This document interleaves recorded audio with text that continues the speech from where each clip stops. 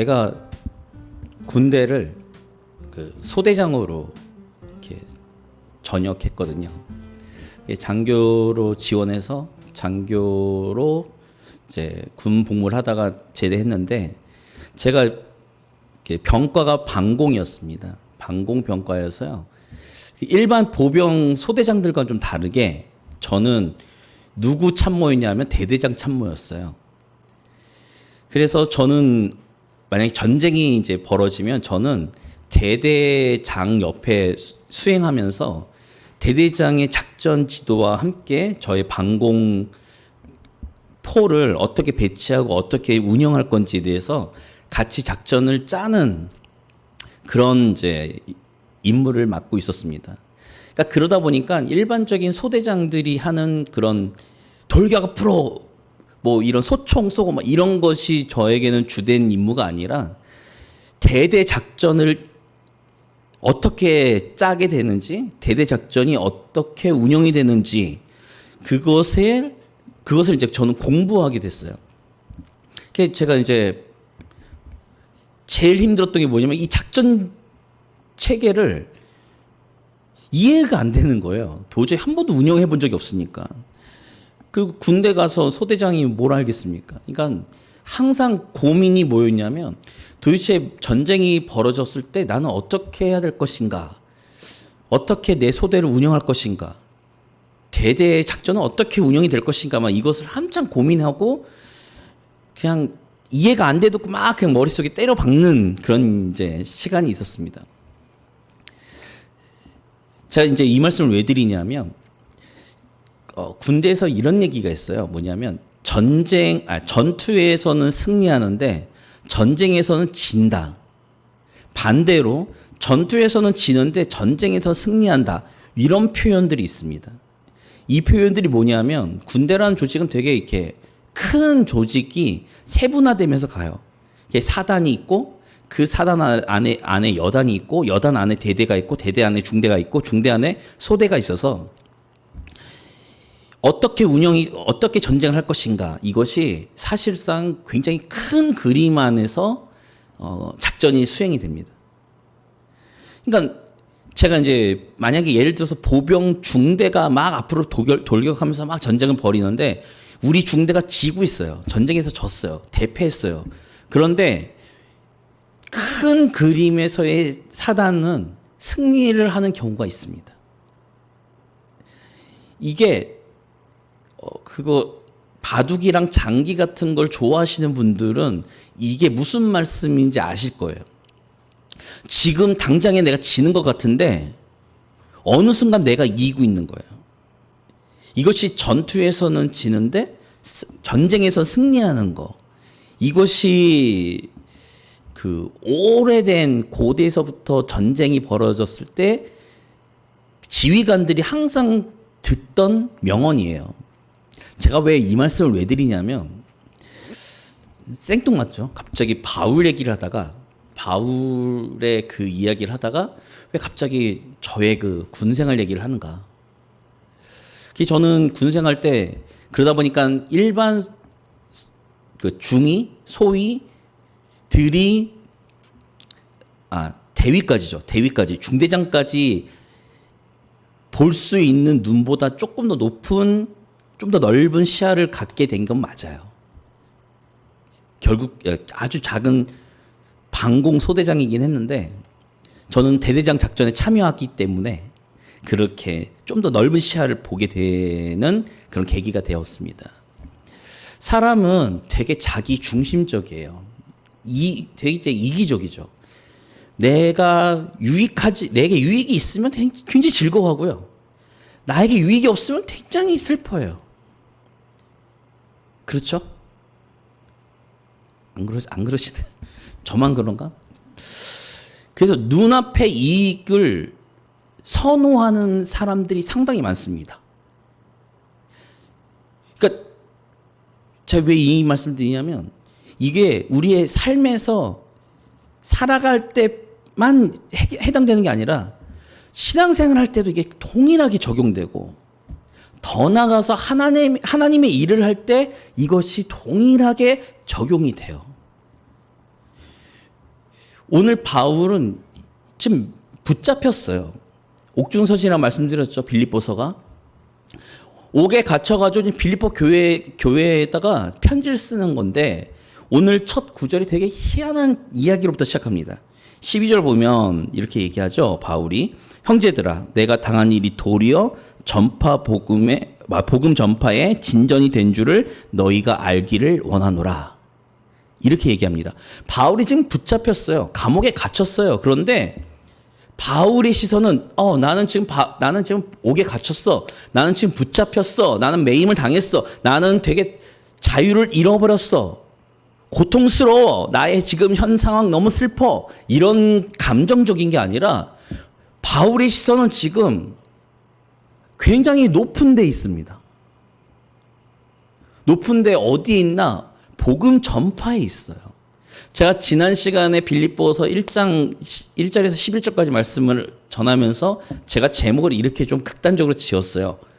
복음에 미친 자 바울이라는 표현을 썼죠. 바울은 복음에 미쳤어요. 그래가지고 빌립보서 1장 1절에서 11절까지 말씀만 봐도 복음에 대해서 바울이 어떤 태도를 갖고 있는지에 대해서 너무 극명하게 나타납니다. 그런데 바울의 대단한 점이 무엇이었냐 우리가 했을 때 바울은 지난 시간에 목사님도 설교하셨지만 이렇게 지도 보면서 설교하셨지만 바울이 제3차 전도 여행을 통해서 구라파까지 아시아에서 구라파까지 복음을 전하는데 이방인들에게 복음을 증거하는데 굉장한 열정을 가졌던 사람이에요. 그런데 바울의 시선이 지금 옥에 갇혔는데 빌립보 교인들은 지금 걱정을 하고 있는 거예요. 와 큰일 났다. 바울 사도가 이거 붙잡혀가지고 큰일 났다. 어떻게 하면 좋냐. 건강해지지 않을까. 먹을 거 제대로 먹지 못하고 고문당하지 않을까. 힘들지 않을까. 이것을 걱정하는데 바울의 시선 지금 거기에 자기의 현재의 처지에 머물러 있지 않고요. 높은 데 있어요.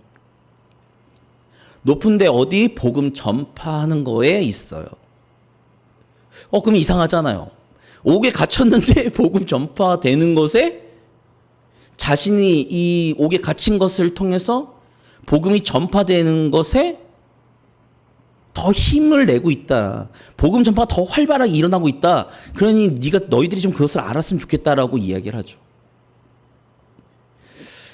그래서 그러면 그 얘기가 무엇일까를 우리가 이제 이 바울의 이 다음 이야기를 통해서 우리가 유추해 보겠습니다. 한번 같이 읽어 볼게요. 13절에서부터 14절 두 절만 일단 읽어 보겠습니다. 같이 읽겠습니다. 이러므로 나의 매임이 그리스도 안에서 모든 시위대 안과 그 밖의 모든 사람에게 나타났으니 형제 중 다수가 나의 매임으로 말미암아 주 안에서 신뢰함으로 겁없이 하나님의 말씀을 더욱 담대히 전하게 되었느니라. 보니까 바울이 이렇게 옥에 갇히고 매인 것은 지금 이 시위대 안이라고 얘기한 건 지금 바울이 갇혀 있는 그곳을 이야기합니다. 바울이 어떤 사람이죠? 신분적으로 로마 시민권을 가진 자예요. 그래서 바울을 함부로 대할 수가 없어요. 우리가 흔히 말하는 막 그 옥에 가둔다는 게 막 진짜 막 감옥에 가둬가지고 막 이런 게 아니라 로마 시민권을 가진 바울은 사실 요즘 이야기로 하면 자택 감금 비슷하게 되는 거예요. 그러니까 시위대 안에 로마의 그 장교 집들 안에 그 이상 밖으로 나가지 못하게끔 그 안에 감금되어 있는 상태를 이야기합니다. 그러니까 바울은 지금 자기가 갇힌 이 상황을 이 시위대 안에 이 안에서 내가 복음을 증거할 수 있는 아주 절호의 기회를 얻었다라고 이야기를 하고 있는 거예요. 저는 바울을 보면서 이렇게 생각합니다. 이 사람은 정말 현신 감각이 없나? 와, 이 사람은 진짜 대단한 것 같다. 제 아내가 이제 심리학 상담사잖아요. 그러니까 제 아내 표현을 얘기하면 이 사람 바울을 보면요 걱정 근심이 없는 약간 조증 같아요. 자기가 매였는데 붙잡혀서 갇혔는데 와, 난 잘됐다. 야, 내가 언제 이 안에서 복음을 증거할 수 있을까 생각했는데 이게 나의 기회다. 그러니 난 복음을 이 시위대 안에 이 로마 군인들한테 나는 복음을 증거할 거야. 그러니까 너희는 걱정하지 마. 복음 전파가 로마 군인에게도 할 수 있는 기회가 생겼어. 라고 이야기를 하는 거죠. 두 번째는 14절에 이렇게 얘기하죠. 다수가 같이 신앙생활하고 사역을 했던 수많은 그 사람들이 바울의 매임, 바울이 붙잡힘을 통해서 어떻게 해요? 하나님의 말씀을 더욱 담대히 증거한다는 거예요. 희한하죠? 이상하죠? 바울이 매였는데 여기서 말하는 형제라는 단어 속에는 아마 동역자 비슷하게 아마 이야기를 하는 것 같습니다. 그래가지고 어떻게 하냐? 바울의 사명이 뭐였죠? 복음 전도인데, 복음 전파인데, 어디에? 이방인을 향한 복음 전파였어요. 이 복음의 전파에 대해서 바울 사도를 지지해주는 수많은 동역자들이 있었던 거죠. 근데 지금 바울이 갇혔어요. 그러니까 이 형제들이 바울이 매임과 갇힘을 통해서 야, 이거 안 되겠다. 야, 우리가 좀 열심을 더 내봐야 되지 않을까? 라고 이야기를 해서 하나님의 말씀을 담대하게 증거한다는 거예요. 바울의 시선은 지금 어디에 있는가? 우리가 이것을 계속 지켜보셔야 됩니다. 그러면서 하는 얘기가 이거예요. 사람이 어떤 일을 할 때 우리 성도님들은 어떻게 생각할지 모르시지만 저는 사역을 오래 하고 이렇게 하다 보니까 의도에 대해서 굉장히 중요하게 생각합니다. 저 사람이 저 일을 하는 의도가 뭘까? 저 사람이 저 일을 하는 그 내면의 생각은 뭘까? 저게 선한 것일까? 악한 것일까? 막 이런 걸 되게 분석을 하는 걸 되게 좋아합니다. 그래서 의도가 좀 불순하다 생각하면요. 그 무언가를 하는 거에 있어서 저는 별로 그렇게 긍정적으로 생각을 하지 않고 부정적으로 비판했던 사람이에요. 근데 바울이 지금 이게 붙잡혔잖아요. 그러니까 바울이 15절을 보겠습니다. 15절을 보니까 이렇게 해요. 15절 보면 어떤 이들은 투기와 분쟁으로 어떤 이들은 착한 뜻으로 그리스도를 전파한다라고 이야기하죠. 자, 앞에 있는 건 어떤 의도죠? 투기와 분쟁이에요. 여기서 투기와 분쟁은 누구를 향한 것일까요? 누구를 향한 것일까요? 바울이에요. 제가 이거 바울 서신을 이야기하면서 제가 갈라디아서 설교할 때였나? 제가 말씀드린 게 있어요. 바울이 복음을 증거하는데 사도로서 아주 결정적인 그 하자가 있어요. 그 하자가 뭘까요? 바울은 사도가 아닙니다. 이거예요. 이해가 안 되시죠? 사도라고 하는 거는요. 제가 그때도 갈라디아서 때도 제가 설명을 드린 것 같은데 사도가 될 수 있는 조건이 몇 가지가 있는데 그 중에 두 가지 조건이 있는데 그 두 가지가 다 뭐냐면 예수님께 직접 가르침을 받은 사람, 예수님께 그러니까 예수님과 직접 생활을 했던 사람이에요. 바울은 어떤 사람이죠? 예수님을 못 만났어요. 물론 이제 사도행전에서 다메섹 도상에서 예수님을 환상 중에 만났죠. 어떻게 생각할지 모르겠지만 누가복음 사도행전을 쓴 저자가 누굴까요? 누가입니다. 누가가 썼는데 사도행전을 보면요. 사도행전을 크게 두 부로 이렇게 나눠요. 사도행전 초반은 마가의 다락방에서 120명에게 성령이 임하시고 난 이후에 베드로와 요한을 중심으로 하는 12사도를 중심으로 하는 예루살렘 교회를 중심으로 하는 스토리로 쫙 이어집니다. 그러다가 어느 지점에서 바울의 이야기로 전환이 돼버려요. 바울의 이야기로. 그거에 그 전환될 때 베드로와 요한의 이야기, 사도들의 이야기에서 이방인 사도로 부르심을 받은 바울의 이야기를 전환되는 이 과정 속의 브릿지가 뭐냐? 다음의 세계에서 예수님을 만난 환상과 아나니아를 만나고 그 누구죠? 바나바를 만나서 예수님의 제자들의 그룹에 들어오게 되는 과정이 브릿지예요. 그 브릿지 이후에는 바울의 전도 이야기로 끝납니다. 사도행전은. 왜 그럴까 했을 때 누가가 생각할 때 바울의 사도권이 되게 중요한 거예요. 공격을 받는데. 그래서 다메섹 도상에서 예수 그리스도를 만난 그 환상과 그거에 대한 절차와 그 이후에 벌어지는 바울을 옹호해주고 변호해주는 아나니아와 그 다음에 그 바나바의 이야기가 굉장히 중요합니다. 그래서 나중에 바울이 사도로, 이방인의 사도로 부르심을 받았다라고 예루살렘 공의회에서 베드로가 선언을 해요. 더 이상 바울에 대해서 사도다 아니다 얘기하지 마라. 우리가 뭐라고 해야 될까요? 우리가 인증한다. 우리가 증명한다. 우리가 그거에 대해서 보증을 쓴다라고 이야기를 하죠. 바울이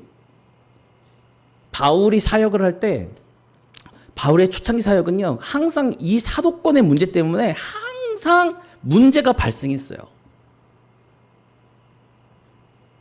그렇기 때문에 바울을 시기하는 사람, 바울에 대해서 투쟁하는 사람, 바울에 대해서 뒷말 비슷하게 해서 바울의 그 사역을 나의 것으로 만들고 싶어 하는 그런 여러 불순한 의도를 가진 사람들이 바울이 딱 옥에 갇혔다는 소식을 듣고 난 다음에 이들이 그런 의도로 복음을 전하는 거예요. 그러면 우리가 바울이라고 하면요, 제가 바울이라고 이렇게 생각을 해보면, 야, 이거 다 때려잡을 놈들이에요. 하나님의 일을 하는데 나를 응원해주지 못할 망정 내가 그 자리에서 지금 복음을 전하다가 갇히니까 그 자리를 탐하고 그 자리를 노리면서 달려드는 하이에나 같은 그 인간들을 나는 반드시 나가서 응징하겠다. 이게 저의 마음일 텐데, 아까도 말씀드렸죠. 전투만을 바라보면 지금 바울은 지고 있는 거예요. 자기는 옥에 갇혔고 투기와 투쟁과 어떤 분쟁으로 바울의 그 자리를 노리는 불순한 의도를 가진 사람들이 지금 복음을 전하는데 힘쓰면서 자신의 세력들을 만들려고 노력을 하고 있으니까요. 그래서 전투에서는 지금 바울은 지고 있는 게 맞아요. 자신만을 생각하면.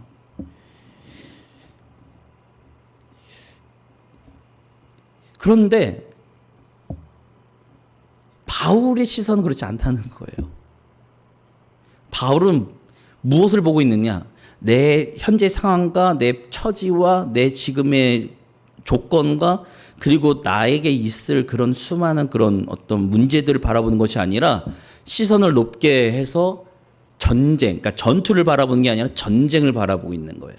그러면서 얘기를 어떻게 할까? 17절을 보면요. 17절 보겠습니다. 보면 그들은 나의 매임에 괴로움을 더하게 할 줄로 생각하여 순수하지 못하게 다툼으로 그리스도를 전파한다 라고 이야기를 해요. 그러니까 의도가 되게 불순합니다.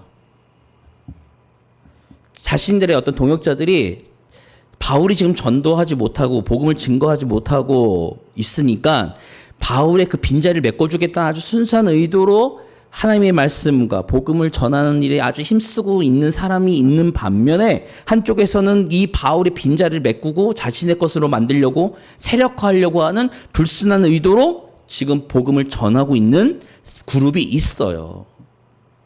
그러면 바울을 옹호하고 동역하고 있는 사람들 입장에서는 짜증이 나는 거죠. 이게 말이 됩니까 이게? 근데 바울은 그 시선이 아니라 그 다음에 18절에 이렇게 얘기합니다.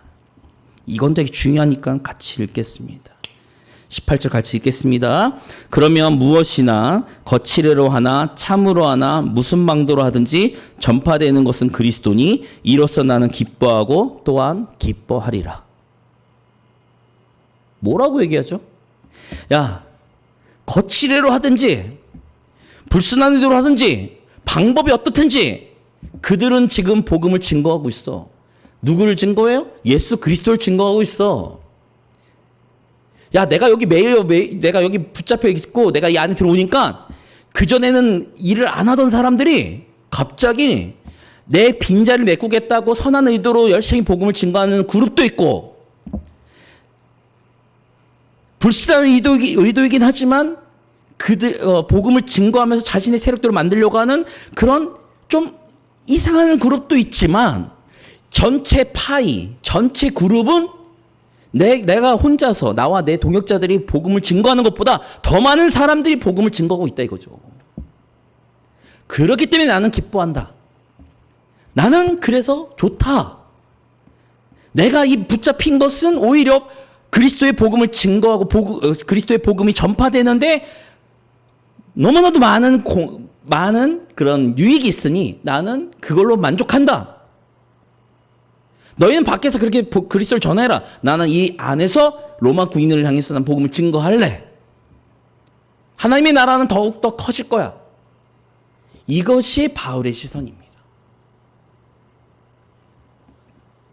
대단하지 않나요? 제가 그 전임 사역을 할 때 정말 초반에 짜증났던 것 중에 하나가 뭐였냐면, 와, 이 일은 내가 하는데 공은 다른 사람이 가져가요. 나는 정말로 피땀 흘려서 막 열심히 일하고 있는데, 일은 나 혼자 하고 있는 것 같은데 정말 다른 사람들이 공을 다 가져가요. 내가 지금 나에게 맡겨진 일뿐만 아니라 저 사람의 저 사람이 능력이 안 된다고 해서 내가 저 사람을 돕고 있는데, 내 시간을 할애하고 내 열정을 할애해서 내 일을 좀 줄이고 내가 해야 될 걸 좀 줄이고 그 일을 도와줬는데 공은 저 사람이 다 가져가요. 막 이러니까 막 짜증이 머리 끝까지 올라오는 거예요. 그러다가 바울의 이 모습을 봤어요. 야, 정말 나는 사역을 한다면서 내 시선은 나에게만 맞춰져 있구나 지금. 하나님의 교회, 그러니까 예수 그리스도의 교회, 몸된 교회를 위해서 내가 좀 드러나지 않더라도 내가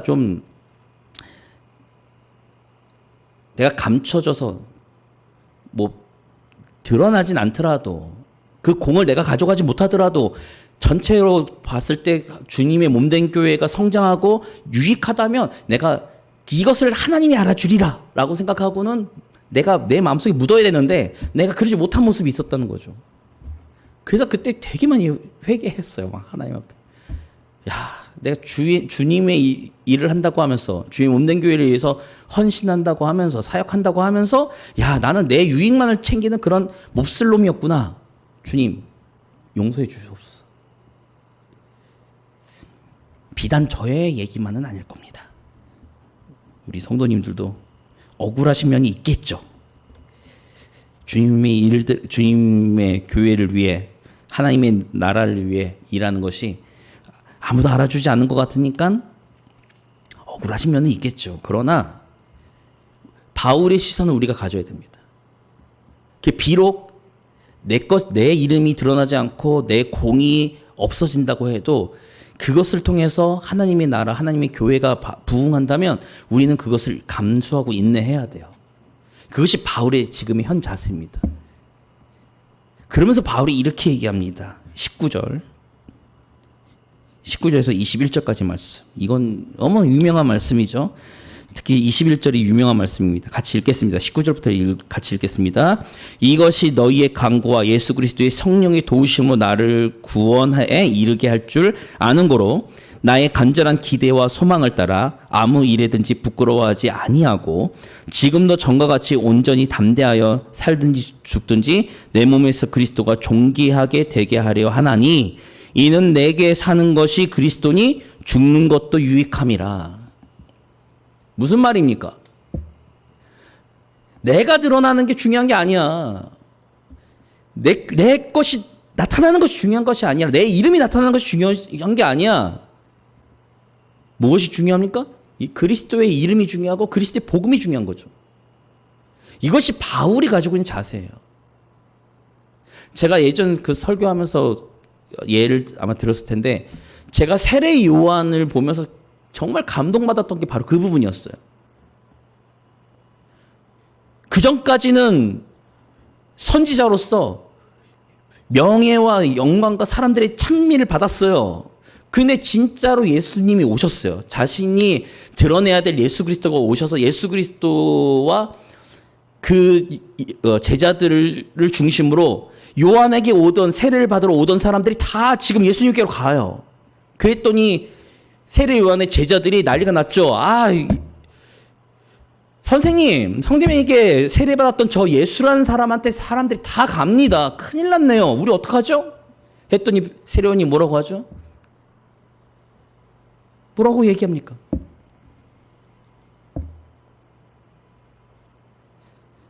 저분이 드러나야 되고 나는 죽어야 된다.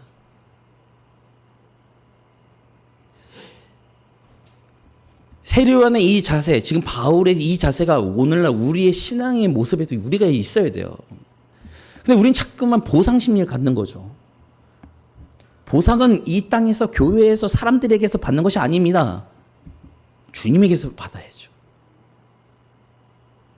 그래서 제가 정말 싫어하는 찬양이 있다고 말씀을 드렸나? 제가 정말 싫어하는 가사의 찬송가가 있어요. 부름받아 나선 이 몸. 제가 이 찬양 되게 싫어합니다. 가사가 뭐죠? 부름받아 나선 이 몸 어디든지 가오리다. 왜 어디든지 가야 돼? 이랬더니 제가 처음 사역을 나갈 때가 강화도로 주님이 보내시더라고요. 집은 강남역이었는데 강화도로 사역을 나갔어요. 그 창이 너무 싫다고. 2절 가사가 뭐죠? 아골골자 빈들에도 어디든지 가오리다. 왜 아골골자 빈들에도 가야 되는 거예요? 막 이랬어요.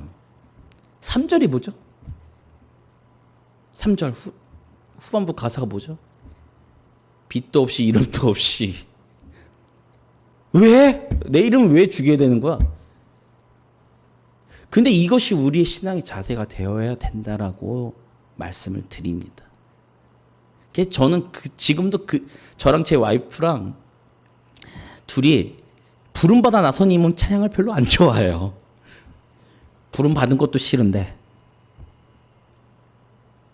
악을 골짜까지 가야 되고 이름도 없이 빛도 없이 나는 이 일을 해야 된다?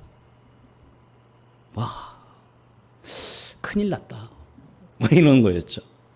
근데 바울의 모습이 그랬고 세례 요한의 모습이 그랬습니다. 그러면서 그리스도가 드러나는 것, 그리스도가 나타나는 것이 나에겐 너무나도 소중하고 그렇기 때문에 내가 죽으나 사나 그리스도가 나타나면 끝나는 거예요. 바울의 신앙 고백이에요. 우리에겐 그런 자세가 있나? 우리에겐 그런 마음이 있는가? 복음을 증거하고 전파하는 바울 같은 대사도의 역할이 아니더라도 유럽을 막 다니면서 우리가 저 아프리카 오지에 가가지고 복음을 증거하는 것이 아니더라도 주님의 일을 감당할 때 우리는 과연 그리스도가 드러나는 것을 원하는가? 아니면 내가 드러나는 것을 원하는가? 그리스도의 몸된 교회가 성장하고 그리스도의 사역들, 그리스도의 복음이 전파되고 나타나는 것이 중요한가? 아니면 내가 억울하고 내가 정말로 나의 공이 드러나야 되는 것이 더 소중한가? 우리는 우리 스스로를 좀 돌아보셔야 됩니다. 교회에서 보면요, 가장 많은 트러블이 바로 여기 있어요. 내 공이 크다, 네 공이 크다 이러죠. 꼭 누구와 같냐면 예수님이 십자가에 달려 돌아가시기 전에 예루살렘에 입성하셨을 때 제자들이 싸운 거랑 똑같습니다. 네가 우편 앉을래, 내가 우편 앉을래.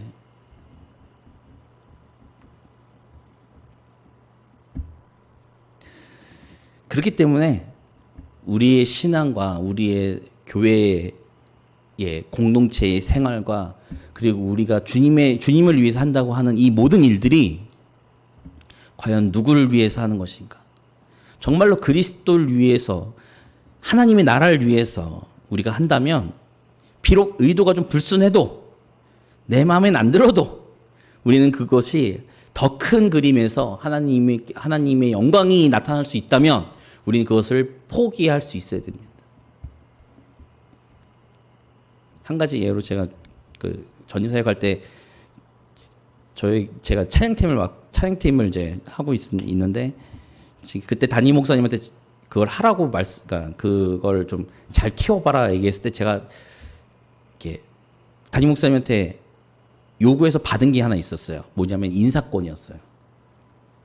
찬양팀을 내 맘대로 갖다 붙이고 잘라내고 막 이걸 할 수 있게 해달라고 부탁을 드렸어요. 허락해 달라 했더니 허락해 주신대요.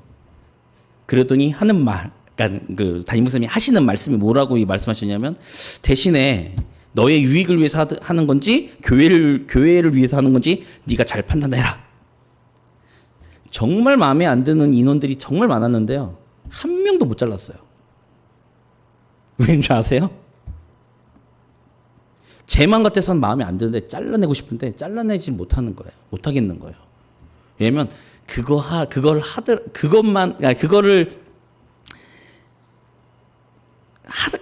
하더라도 그래 그냥 교회 신앙생활 열심히 할 수 있다면 그냥 내 욕심을 좀 내려놓으리라. 그래서 그냥 단 한 명도 못 자르고 그냥 열심히 그냥 혼자 끙끙 속을 앓으면서 열심히 사역을 했던 기억이 있습니다. 그러니까 나중에 보니까 이게 파이가 커지는 거예요. 찬양팀이 정말 그러니까 더 많은 사람들이 모든 예배 때 다 찬양팀이 있었거든요. 아무도 없던 그 교회에서. 제가 이제 말씀을 마무리하면서 드리고 싶은 말씀은 이겁니다.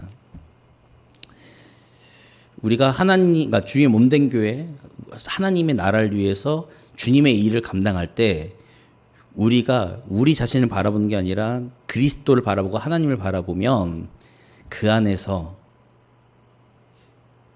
잡음이 날 것이 조금 더 사라지고요. 오히려 합쳐져서 선한 것이 나타날 수 있다는 바울 사도의 로마서 8장에 있는 말씀. 합력하여 모든 것이 선을 이루는 그런 역사를 우리가 볼 겁니다. 우리 교회에서 그 일들이 나타날 것이고요. 각 성도님들이 속해 있는 모든 곳에서 그 하나님의 놀라운 일들이 드러나실 겁니다. 정말 그러기를 기도하고 그래서 그리스도의 이름이 높아지는 예수의 이름이 높아지고 하나님의 영광이 나타나는 교회 성도가 되기를 간절히 기도하고 소망하고 함께하기를 간절히 부탁드립니다.